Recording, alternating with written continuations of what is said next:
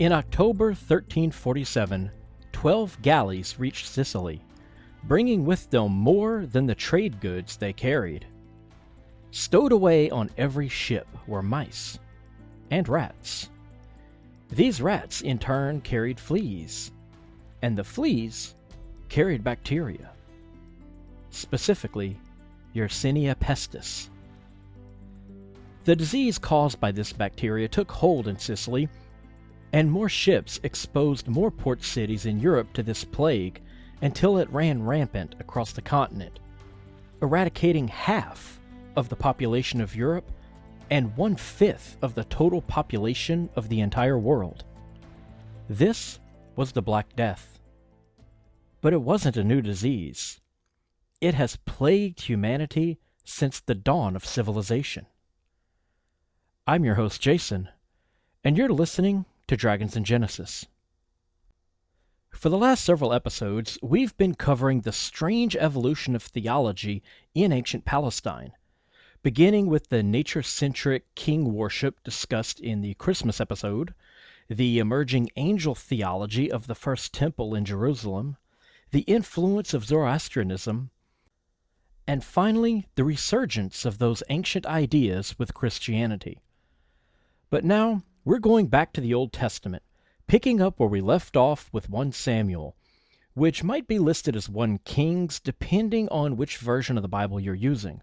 Some Bibles have 4 books of Kings, while others list the first 2 as books of Samuel and the last 2 as books of Kings. Either way, it'll be the book that directly follows Judges. And by the style and plot of the stories, it's obvious that 1 Samuel is a related text. 1 Samuel begins with an origin story for Sam. There's a woman named Hannah who shares her husband with his second wife. Once a year, when her husband would go up to Shiloh to make sacrifice to Yahweh, he would share the sacrificed goat with his 2 wives, who would also eat of it. If you recall from previous episodes, this is a practice that will later be reserved exclusively for the priests, who were thought to be the only people pure enough to consume the sacrificed goat.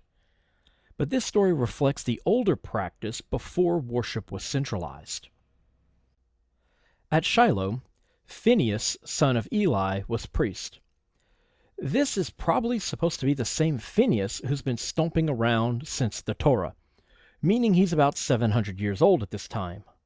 Or that the editor just keeps dropping his stories in random places throughout the Deuteronomic history, and we shouldn't view this as a historical narrative. Anyway, Elkanah would share the raw goat sacrifice with his 2 wives, but Hannah wouldn't eat her portion because she was always mistreated for being barren. So we have a barren woman, a devout husband, and a shrine to Yahweh staffed by male priests.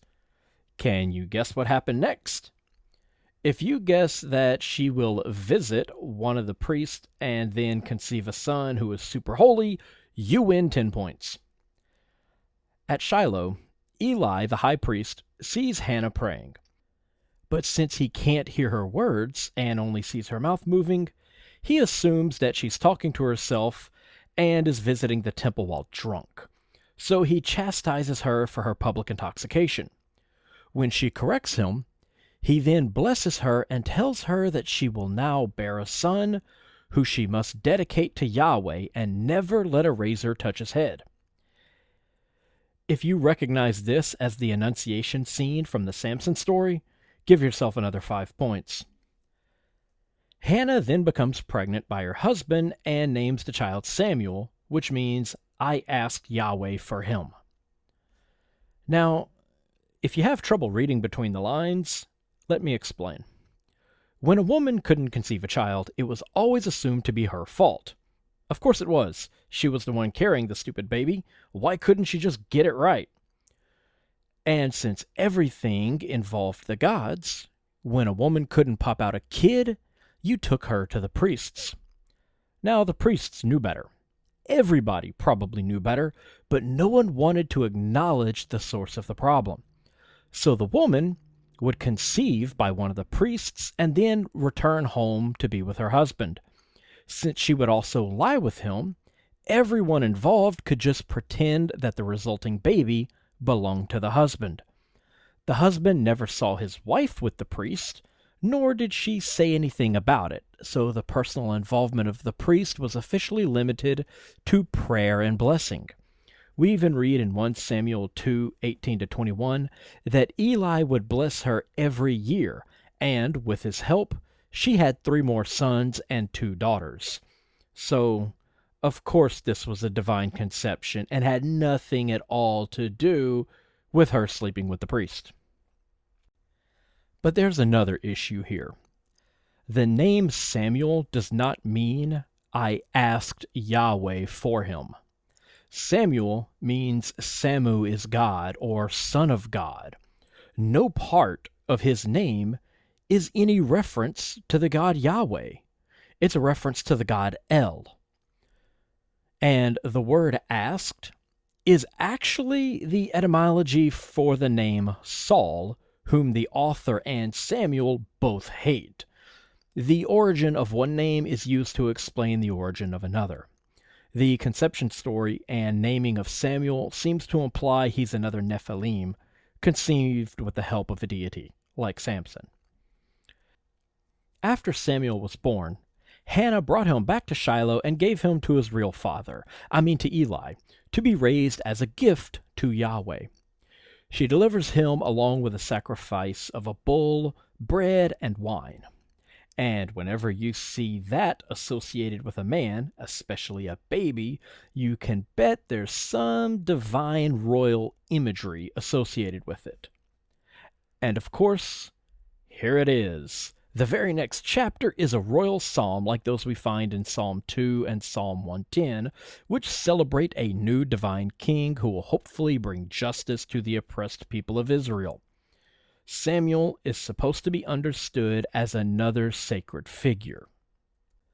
But in this case, he's not to be understood as a divine king, but as a priestly replacement of the divine king. The story goes on to tell us that Eli's sons, who were also priests, were scoundrels. They may have also been scruffy nerf herders, but the text doesn't tell us. They bullied people, failed to perform their temple duties, and even slept with the women who worked in the tent of meeting. Wait, what? Since when are women allowed anywhere near the tent of meeting? This was a duty reserved for Levite priests. This is another indicator of an older story being adapted for a later time. Some of the old details slip through due to editorial fatigue. At this point, Eli confronts his sons and attempts to straighten them out, but they can't change their behavior because Yahweh will not allow it. Just like the Pharaoh in the book of Exodus, they cannot do good because Yahweh has decided that they must be punished, and it wouldn't be right to punish a good guy. So Yahweh causes them to do wrong so he can kill them for it. This is in 1 Samuel 2:26.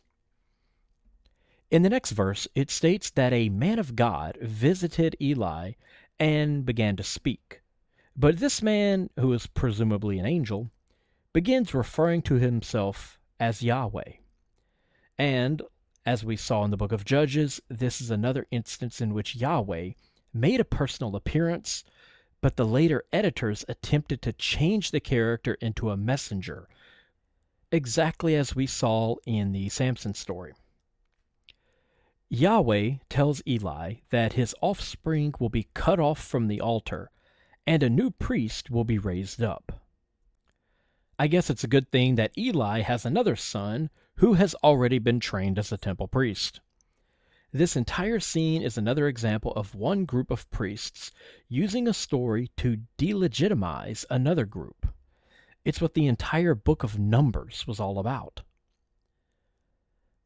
Now that Eli knows the score, Yahweh has to let Samuel in on the plan. Samuel, who is still serving as a priest under Eli, is sleeping in the temple near the ark and near the lamp of God, an old term for the menorah. Yahweh wakes Samuel up, But here, he's a disembodied voice. So when Sam rises and sees no one around, he thinks that it was Eli's voice coming from the next room. So he goes over to the sleeping Eli and asks what's up. Confused, Eli denies saying anything. So Samuel lets the old man go back to sleep, and then he returns to his own bed. Yahweh remains silent during the entire ordeal. Once Samuel is asleep again, Yahweh calls out to him, and again Samuel reports to his master, who again denies calling to him. Finally, third time around, Yahweh wakes Samuel up, and Samuel again wakes up Eli. It's at this point that Eli realizes that his young student must be experiencing Yahweh for the very first time, and he tells him to return to his bed and await further communication from the deity. This scene seems a bit strange. How come Samuel can't hear Yahweh when he's awake? And if Yahweh can appear in physical form and speak directly, how come Samuel can't experience that? The text says that Samuel didn't recognize Yahweh because he had never before experienced the deity. This sounds like a reference to mystical trances, where priests or prophets would listen to the leaves rustling through the trees, or sit beside a stream and listen to the water, and they would hear voices in the background noise. They would also experience their God through dreams. Samuel doesn't yet know how to properly tune his ears to this, so when he thinks he's hearing anything, he mistakenly believes it to be Eli. This shows the primitive and mystical nature of their theology. Things weren't always a direct communication. These visions and voices came at strange times, while in a trance or while sleeping, and they had to be interpreted. Now that Samuel is expecting to hear Yahweh, he returns to his bed and goes back to sleep. And later that night, Yahweh appears to him, standing physically above him. At this point, we should probably understand this as a dream appearance. Yahweh tells Samuel that he will soon move against Eli and his descendants, and no sacrifice can ever atone for their sins. Afraid to report the vision, Samuel waits until Eli asks him directly what Yahweh said before he relates the story. And then, nothing happens. Samuel grows up to become a good priest, and the story moves on with years passing before the next event, which occurs in chapter 4. Just as Samuel's conception seems to be a retelling of Samson's conception, the next few chapters follow the pattern, with the Israelites facing off against the Philistines and the fish god Dagon. As usual, the Israelites were at war with the Philistines and had recently lost 4,000 men, so they broke out their secret weapon, the same weapon Hitler wanted to get his hands on during World War II, the Ark of Yahweh. So the soldiers sent men to Shiloh to fetch the ark, and Eli's sons handed it over.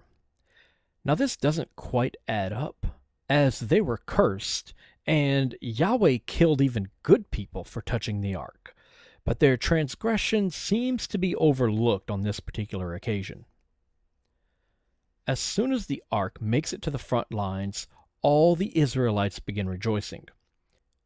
Hearing this, the Philistines say, "Why is there such loud shouting in the camp of the Hebrews? God has come to the camp. Woe to us! Nothing like this has ever happened before. Who will save us from the mighty power of God? He is the same God who struck the Egyptians with every plague." To which we would reply, "Who the hell is over on the Philistine side writing all of this down?" At which point the author would go, Now, armed with the unstoppable power of Yahweh, the Israelites march against the Philistines and get absolutely wrecked. They lose 30,000 men, and the ark is captured. Hophni and Phinehas the two sons of Eli are both killed. At this point, a runner is sent from the army back to Shiloh to spread the terrible news. When Eli hears of the death of his two sons and the capture of the ark, he, and I'm not joking here, flips backwards out of his chair, breaks his neck, and instantly dies because, and I quote, he was old and fat. Health tip number 114. If you happen to be old and fat, you should always receive bad news while standing. Because, as everyone knows, if you're sitting down, you'll break your neck.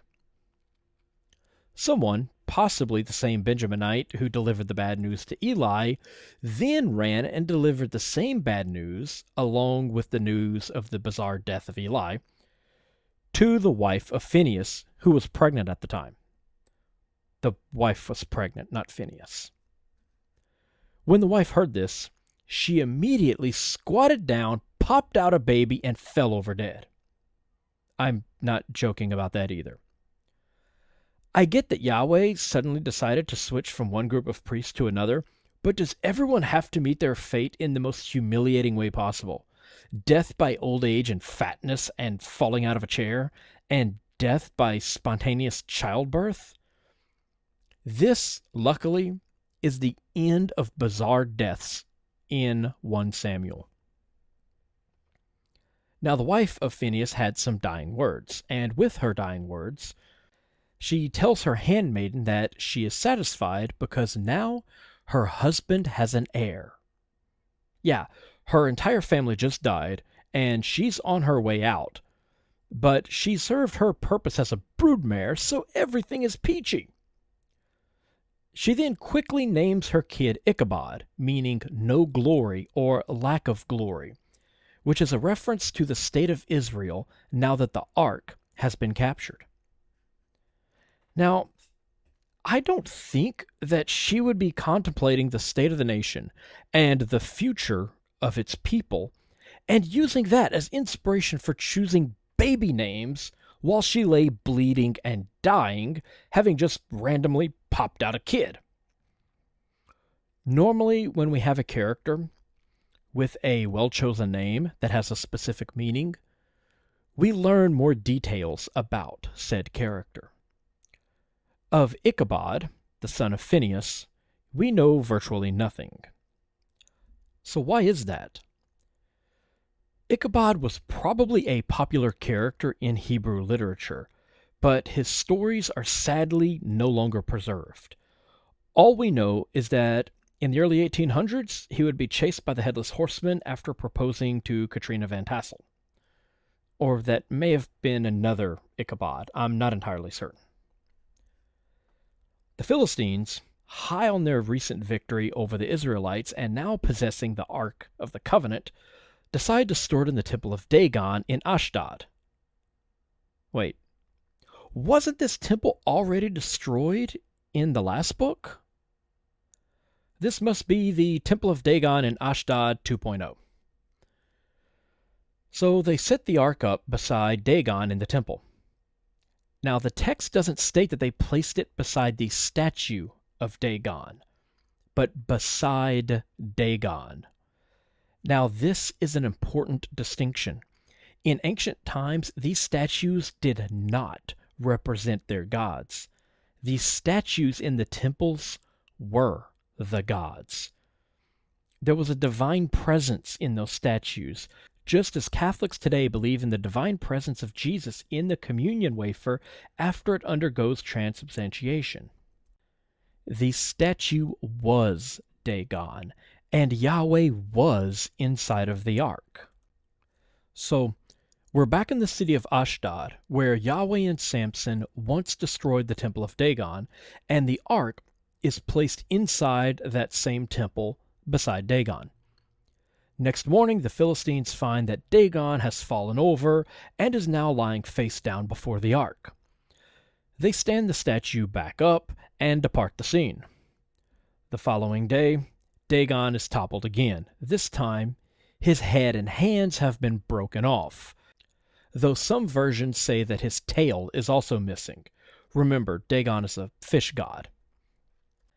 And it is said here that this is why, to this very day, the priests do not tread beyond the threshold of the Temple of Ashdod. It's also a brilliant explanation of why statues lose their heads and hands. I thought it was because narrow bits of stone were brittle. So Dagon lost the fight to Yahweh, but despite that, the Philistines weren't yet ready to return the ark to the Israelites. It seems they needed a bit more convincing. So, remember earlier when the wife of Phinehas died, and I said that was the end of the bizarre deaths in this book? Yeah, I sort of lied. Everyone in the city of Ashdod got hemorrhoids. No joke, that's what it says. Hemorrhoids. Yahweh smote the entire city with hemorrhoids. So the Philistines rushed the ark to another city, but the same thing started happening there. Everyone got hemorrhoids. So they relocated the ark to another city, and everyone there got hemorrhoids. So it went to another city, and another one. And in every case, people started getting hemorrhoids and dying. Everywhere the ark went, hemorrhoids were sure to follow. Desperate to end the wrath, the priests and diviners tell the people what to do. They say that the 5 Philistine kings must pay for the transgression of capturing the ark. And what price does Yahweh demand for atonement? I promise you I'm not making this up. You can look it up in 1 Samuel 6:4. They must pay 5 golden rats and 5 golden hemorrhoids. So the Philistine kings each craft a golden rat and a replica of their hemorrhoids to accompany the ark when they send it back to Israel. The ark is placed on a cart which is pulled by a pair of cows selected specifically for this purpose. The cows take off with no leader and basically just follow the road back to Beth Shemesh, the same city that was central to the Samson story and was home to the sun god Shamash, which could also be translated Samson, which is phonetically quite similar to Samu, the root for Samuel. Once the ark, along with the mice and hemorrhoids, arrive at Beth Shemesh, the Israelites begin rejoicing. They slaughter the cows and use the cart to burn them as an offering to Yahweh. And thus Yahweh was appeased. His wrath against the Philistines came to an end. Now, what are we to make of this? Why does everyone have hemorrhoids, and why would they make a golden likeness of their hemorrhoids as a sacrifice to Yahweh? And what do the rats have to do with any of it? It's a curse from Yahweh, so why does it say that rats are ravaging the land?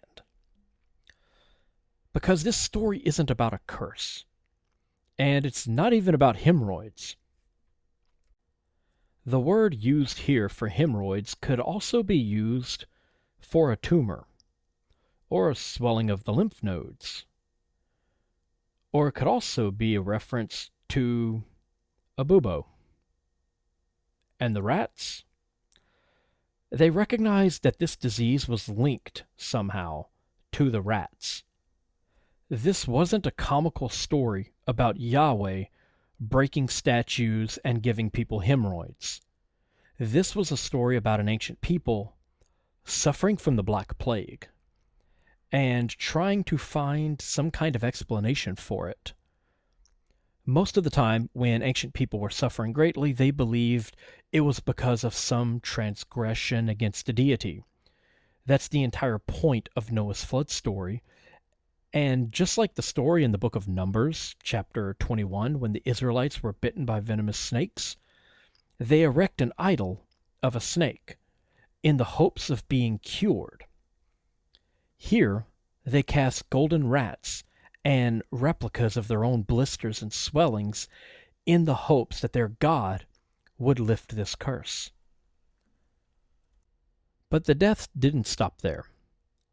We're told that as soon as the ark returned to Beth Shemesh, Yahweh smote 70 more people, or perhaps 5,070, or maybe 50,000. It kind of depends on which version you look at, but it seems like it was originally 70, but someone decided those were rookie numbers and not worthy of Yahweh. So the Israelite residents of Beth Shemesh had the ark relocated to Kiriath Jearim, where Eleazar, the priest, took charge of it. Wait. Eleazar is another name for Eli, the priest who recently died of being old and fat. Eleazar is also the earlier name of the priest Phinehas who appeared during the Moses story. So how many times is he going to slip back into the story pretending to be a different Eleazar? Is he sort of like those guys from the Highlander movies who just fakes his own death and then returns a generation later? Or maybe every priest who ever took charge of the ark had the same name and also had a son named Phinehas. Or maybe these are all the same Eleazar, with the same son Phinehas, and the story keeps getting used by different editors in different points in the narrative. So the ark stayed with Eleazar, who was totally not the same Eleazar as before, until Samuel tells the entire nation of Israel that, in order to bring the ark back, they will first need to remove the other gods from their shrines, specifically Baal and Ashtaroth. This exactly parallels the removal of the same deities that we saw in Judges 6. This is probably just another version of the same story. After redeeming themselves in the eyes of Yahweh, the Philistines once again march on Israel. This time, it's Samuel who's at the helm, as he has, for the second time in his life, succeeded a priest named Eli. He makes a sacrifice on behalf of the Israelites, and thus the Israelites are able to defeat the Philistines, who were so humbled that they didn't even attempt another invasion. This victory saw the return of lands captured by the Philistines and helped make peace with the Amorites. Samuel then became a judge of Israel, a title he held for the rest of his life. If you recall from the earlier episodes concerning the book of Judges, judges were rulers of Israel in place of a king, sort of like a chieftain. Here it states Samuel was a judge for the rest of his life, which means Samuel ruled Israel until he died. But just 2 chapters later, in chapter 9, we learn that Saul became king of the Promised Land while Samuel is still alive. So what are we to make of this? Did Israel have 2 leaders at the same time? No. The Deuteronomic history, the fictive history presented by the editors to support their ideology, was multi-layered, and it incorporated older stories that had been adapted to fit their narrative. The end of chapter 7, where it states Samuel served as judge for the rest of his life, was meant to be the end of his story. It's the way that every judge before him had their stories ended. But the Deuteronomists were not in support of a monarchy. Remember, this history that they wrote for themselves came at a time when they were ruled by a governor which was put in place by Persia. They were subject to a foreign king and couldn't have a king of their own. So King Saul is shown to be a lousy king, one who is put in place by Yahweh, specifically to show the people how bad of an idea serving a local king really is. They should follow the commands of a high priest, not a monarch. And so Samuel sticks around after his story has ended so he can be contrasted with the undeserving king. This is essentially propaganda against the old Jewish monarchy, which the Deuteronomists reject. Samuel is the puppet governor Zerubbabel, and Saul is the divine king of the earlier cult. In chapter 8, the people of Israel ask for Samuel to appoint a king to protect them from corruption. This is meant to reflect the desire of the people of Jerusalem, asking for a return of the divine monarchy that they had lived under for centuries. And Yahweh commands Samuel to heed the demands of the populace, not to aid them, but to show them how wrong they are to ask for a king. Where once the king represented their patron deity, now trust in a king equates to a lack of trust in Yahweh. It's a complete reversal of the idea. Yahweh specifically chooses Saul to be the new king of Israel. He selects him out of all the people in the land. Saul stands a head taller than anyone else in the entire land, which would make him about as tall as Goliath, who stood around 6'9". He was also extremely handsome. These heroic traits aren't suitable for a leader of Israel. Israel favors the underdog. It always has, like Jacob, who is a second son, and wasn't nearly as powerful as his older brother Esau, or Moses, who couldn't even address a crowd, but was chosen to lead. And the above-average height and handsomeness links Saul to the divine kingship of the ancient cult. And as his story progresses, this representative of First Temple ideals will be shown to be abusive and corrupt. This is where I'll leave off for today, at the beginning of 1 Samuel chapter 9. Now, has it been a month already? Does time really pass this quickly when you get older? It feels like just the other day I was sitting right here recording an episode. Oh, wait. That's because I was. Not for Dragons in Genesis, but another bonus episode with blurry photos. In this case, I'm referring to the second installment of Bible Monsters. Dragons, unicorns, we got them. Angel snakes? No, not the ones from the Power Rangers, but like real angel snakes from the Book of Numbers? Yeah, we got those too. David, Flora, and I discussed these and a whole bunch more. So head over to blurryphotos.org and hit the donate button. $5 gets you the bonus episode. Just ask for the second Bible Monsters episode, and David Flora will send you a download link. And that reminds me of something else. Podcasting isn't free, and it certainly isn't easy. Every standard episode requires many hours of writing, recording, and editing. Prior to that, there's the outlining, and that comes after many hours of reading and research, including rereading books of the Bible, which is a total pain.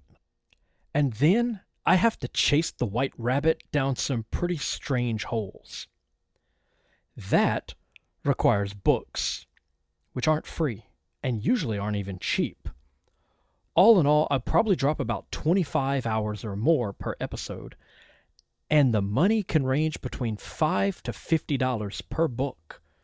Some episodes require 3 or 4 different books. And this isn't just mine. This is pretty much every podcast that you listen to. The entertainment that you get for free that makes your daily commute go by faster, it costs time and money. Now, I'm not saying this because I want to ask you for money.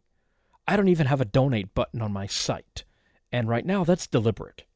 I don't feel that my content is worth paying for. I'm saying this so that you can understand what all is involved in bringing you an episode.